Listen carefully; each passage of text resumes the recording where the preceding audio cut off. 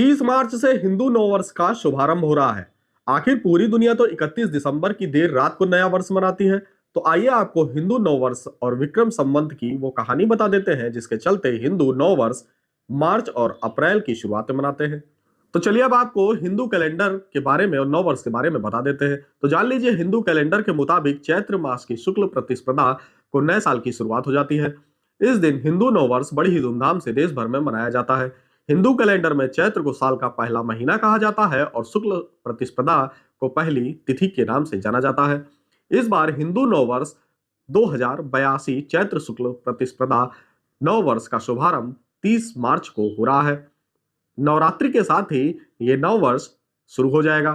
तो अब आप ये भी जान लीजिए कि विक्रम संवत क्या होता है। तो जान लीजिए कि हिंदू पंचांग के कैलेंडर को विक्रम संवत कहा जाता है। इसे विक्रमी कैलेंडर भी कहते हैं। यह चंद्र और सौर कैलेंडर भी कहा जाता है। इसी कैलेंडर के आधार पर हिंदू धर्म के लोग शादी, विवाह, पूजा पाठ आदि तिथि को देखकर अपने वैदिक संस्कार करते हैं। हिंदू पंचांग विक्रम संवत की गणना चंद्रमा और सूर्य की गति के आधार पर की जाती है। हिंदू नववर्ष के कैलेंडर के मुताबिक एक वर्ष 12 महीने का होता है। हिंदू कैलेंडर का पहला महीना चैत्र कहा जाता है तो आखिरी महीना फागुन के नाम से जाना जाता है।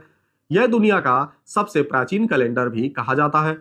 विक्रम संवत का कैलेंडर अंग्रेजी कैलेंडर से 57 साल आगे चलता है। अंग्रेजी कैलेंडर के मुताबिक वर्तमान में 2025 चल रहा है, बल्कि विक्रम संवत के कैलेंडर के अनुसार 2082 हो गया है। विक्रम संवत की शुरुआत 57 ईसा पूर्व हुई थी। चलिए इसकी भी आपको विस्तार से कहानी बता देते हैं। इतिहासकार बताते हैं कि विक्रम संवत की शुरुआत ईसा पूर्व 57 में सम्राट विक्रमादित्य ने की थी।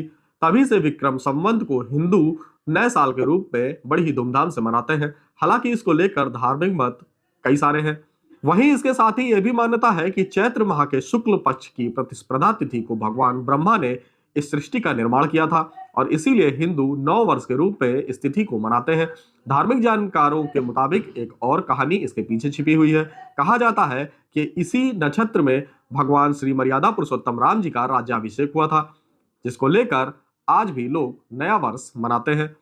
आपको हम एक बात और बता देते हैं कि जिस वक्त अंग्रेजी कैलेंडर के मुताबिक नया वर्ष मनाया जाता है, उस वक्त पूरे पृथ्वी का वातावरण असंतुलित होता है, बल्कि हिंदू नव वर्ष के वक्त पूरी सृष्टि हरियाली से लहलहा रही होती है और पेड़ पौधों में नए पत्ते आ चुके होते हैं। तो साथ ही मौसम पूरी तरीके से खुशनुमा हो जाता है। तो हमारे द्वारा हिंदू कैलेंडर और हिंदू नव वर्ष की आपको दी गई जानकारी कैसी लगी, हमारे कमेंट्स बॉक्स में बताना बिल्कुल भी ना भूलें।